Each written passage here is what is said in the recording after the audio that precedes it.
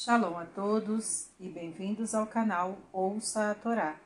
Vamos à quinta aliada para Shemot, que está no livro Shemot, capítulo 3, versículo 16, até o capítulo 4, versículo 17. Vamos abrahar? Baruch atah Adonai, Eloheinu melech haolam, asher barabanu mikol hamim venatan lanu et toratu. Baruch atah Adonai, noten hatorá. Amém. E Deus disse a Moisés: Vai-te e reúne-te com os anciãos de Israel e dize-lhes: O nome, Deus de vossos pais, Deus de Abraão, Deus de Isaque, Deus de Jacó, apareceu a mim, dizendo: Tenho-vos observado e visto o que vos está sendo feito no Egito, e tenho dito: Eu vos farei sair da aflição do Egito para a terra do Cananeu, do Iteu, do Amoreu, do Perizeu, do Iveu e do Jebuseu, onde emana leite e mel. E ouvirão tua voz, e vireis tu e os anciãos diante do rei do Egito, e dir-lhe-eis: O nome, Deus dos Hebreus, veio ao nosso encontro, e agora deixe-nos ir, por favor, até uma distância de 3 dias de caminhada no deserto, para oferecermos sacrifícios ao nome, nosso Deus. E eu sei que ele não vos deixará ir, nem mesmo com o emprego de forte poder. E estenderei minha mão e ferirei o Egito com todas as minhas maravilhas que farei no seu meio. Depois disso é que ele vos enviará. E encontrareis graça diante dos olhos dos egípcios, e quando fordes embora, não ireis sem nada. Cada mulher pedirá à sua vizinha e de sua hóspede objetos de prata e de ouro e roupas, e poloseis em vossos filhos e filhas, e despojareis os egípcios. E Moisés respondeu: Eles não acreditarão em mim, e dirão: Deus não apareceu a ti. E Deus disse a Moisés: O que é isto em tua mão? Moisés respondeu: Um cajado. Deus ordenou: Joga-o no chão.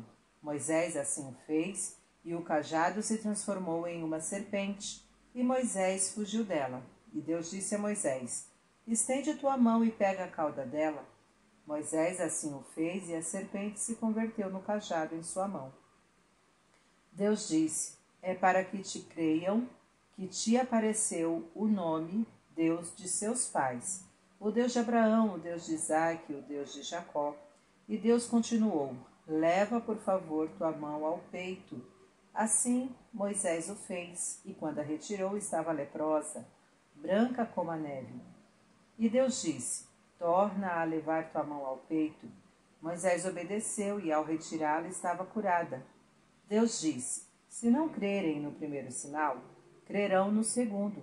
E caso não crerem em nenhum dos dois, pegarás das águas do Nilo, as derramarás no seco, e elas se transformarão em sangue. Moisés disse a Deus: Por favor, Senhor, eu não sou homem eloquente. Já de há muito tempo, pois tenho a boca pesada e a língua pesada. E Deus retrucou: Quem coloca a boca no homem? Quem faz o mudo ou o surdo, ou o que não vê, ou o cego? Por acaso não sou eu, Deus?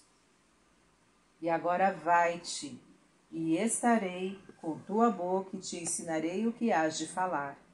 E Moisés relutou em aceitar a missão, sugerindo a Deus que escolhesse outro em seu lugar. E acendeu-se a ira de Deus contra Moisés, e ele disse: Pois bem, a Arão teu irmão, o levita, eu sei que ele falará. Ele virá ao teu encontro e te verá e se alegrará. E tu lhe falarás, e eu estarei com tua boca e com a boca dele, e ensinar-vos-ei o que fazer. Ele falará por ti ao povo e servirá para ti como boca, e tu serás para ele o Senhor. E este cajado pegarás com tua mão, e com ele farás os sinais. Amém. Baruch atah Adonai, Eloheinu melech haolam, asher natan lanu toratot torat emet, v'hayeu lanatah betorreinu. Baruch atah Adonai, noten hatorá. Amém. Vamos aos comentários desta aliá? Deus pediu a Moisés que relatasse o ocorrido primeiramente aos anciãos. São os anciãos que, por sua experiência e sabedoria, têm mais chance de entender o ocorrido e podem, pelo respeito que incutem, fazer os mais jovens acreditarem nisso.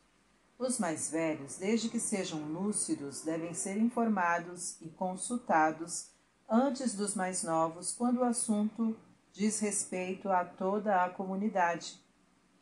Por que não foi dito o nosso Deus ao invés de invocar os pais e os patriarcas? Porque os patriarcas tiveram contato direto com Deus e, portanto, não tinham dúvidas de sua existência. E os pais que são citados correspondem a todos os ancestrais que continuaram a acreditar em Deus. Deve-se acreditar nos antepassados quando transmitem experiências importantes e deve-se transmiti-las para as futuras gerações. Moisés deveria propor uma ausência de pelo menos 6 dias, visto que levariam 3 dias para ir e 3 dias para voltar. O pretexto para a saída era oferecer sacrifício para o Deus dos Hebreus, que não era reconhecido pelos egípcios. Dificilmente o faraó aceitaria essa proposta. Por que fazê-la? Deus queria mostrar que não por ter aceito essa proposta.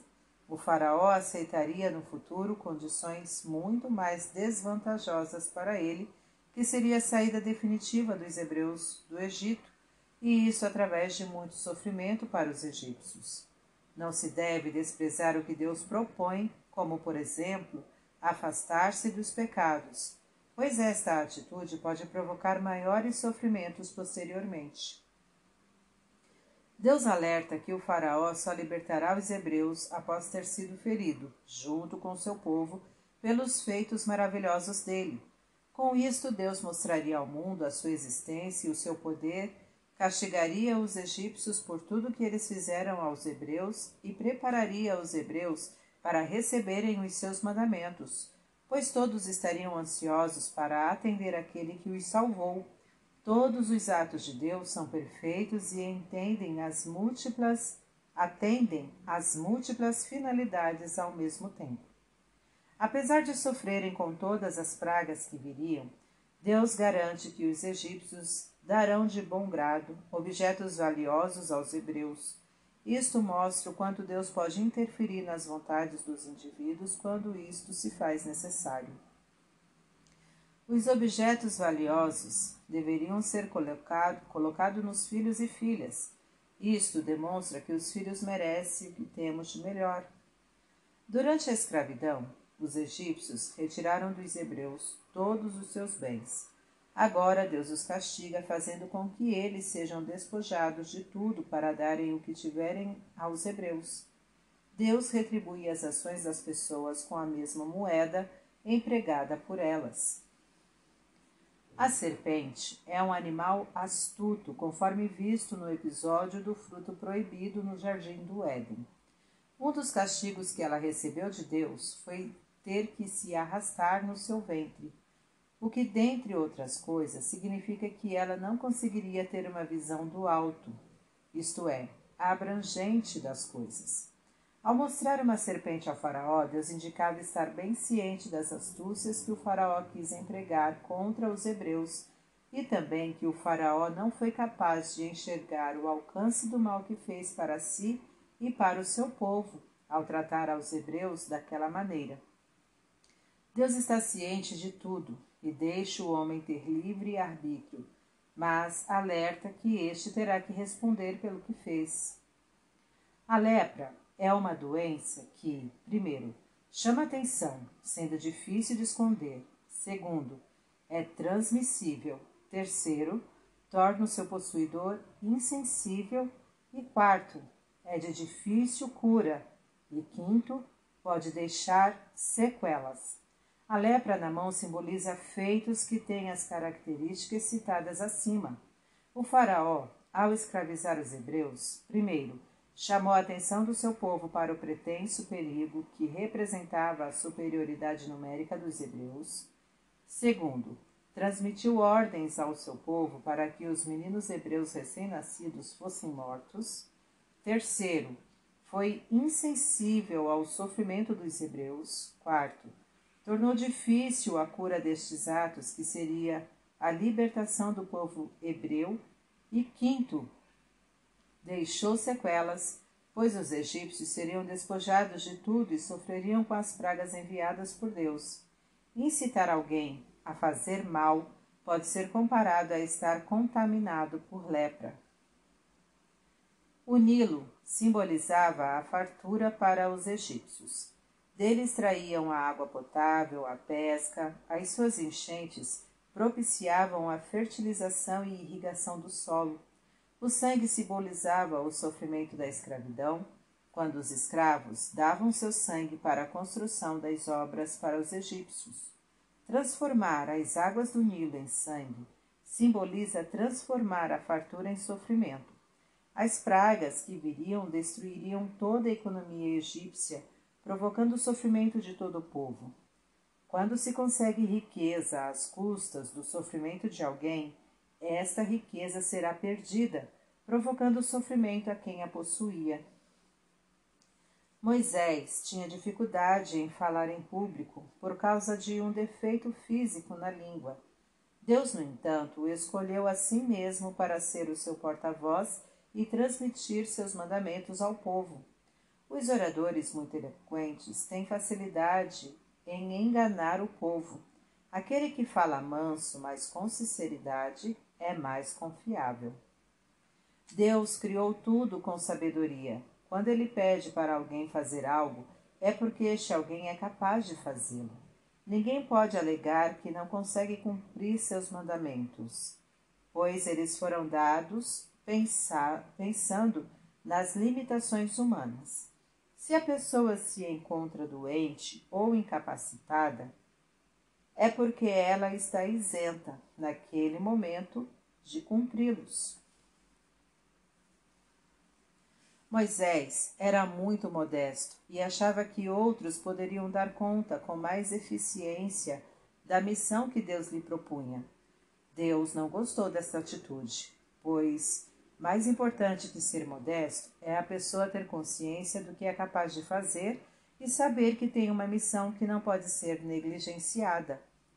Apesar de achar que Moisés poderia falar diretamente ao povo, Deus nomeou Arão para ajudá-lo. Deus não gosta que as pessoas façam as coisas de mau grado. O cajado serve de apoio para as pessoas, ajudando-as a andar.